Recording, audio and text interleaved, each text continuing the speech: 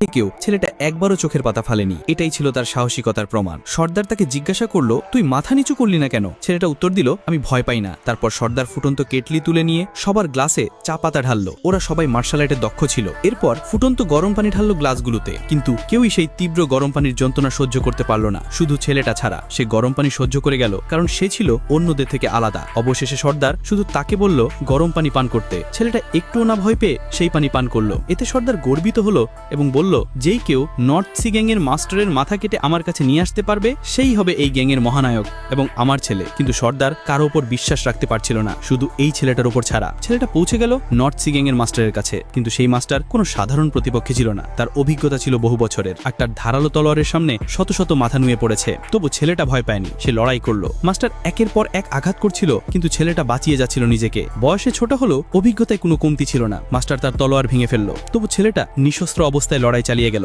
একসময় মাস্টারের তলোয়ার ধরে সে এগিয়ে গেল এবং এক ঘুষিতে মাস্টারের চোয়াল কাঁপিয়ে দিল। এরপর উপরে লাফিয়ে মাথার স্নায়ুতে মারল এবং মাস্টারের হাত থেকে তলোয়ার কেড়ে নিয়ে ছুড়ে দিল তারই দিকে। মাস্টার সেই আঘাত থেকে রক্ষা পেলেও তলোয়ার গিয়ে একটি পিলারে গেঁথে গেল। এরপর ছেলেটা আর একটুও সুযোগ দিল না মাস্টারকে। বুকে একটা ঘুষি মেরে মাস্টারকে নিজেরই তলোয়ারের শিকার বানিয়ে দিল। মাস্টার কখনো ভাবেনি তার নিজের তলোয়ারই তার মৃত্যুর কারণ হবে। ছেলেটা তার কাজ শেষ করেছিল, কিন্তু এখন মাথা নিয়ে ফেরা অসম্ভব ছিল, কারণ পুরো গ্যাং তাকে ঘিরে ফেলেছিল। সে কিছু জনের সাথে লড়ে একজনকে নিয়ে নিচে ঝাঁপ দিল। নিচে নামতেই দুদিক থেকে গ্যাং তাকে ঘিরে ফেললো। মৃত্যু সামনে তবুও সে ভয় পেল না। রাগে চোখে আগুন নিয়ে সে দৌড়ে গেল শত্রুদের দিকে। তার মার্শাল আর্ট এতটাই পারদর্শী ছিল যে কেউ তাকে ছুতেও পারছিল না। তার হাত ছিল যেন হাতুড়ি। এক ঘুষিতে সে একটা পিলার ভেঙে ফেললো, কিন্তু শত্রুরা ক্রমাগত বেড়েই চলছিল। তখন তার এক সাথী নিচে এক গোছা আতশবাজি ঝুড়ে দিল। চারপাশে আতশবাজির শব্দে ধোঁয়া ছড়িয়ে পড়ল, আর সেই সুযোগে তার সাথী তাকে নিয়ে পালিয়ে গেল। যদিও ছেলেটা মারাত্মক আহত হয়েছিল, সে অচেতন অবস্থায় ছিল। সর্দার এই কাজ দেখে এতটাই খুশি হলো যে ছেলেটাকে নিজের ছেলে হিসেবে গ্রহণ করল।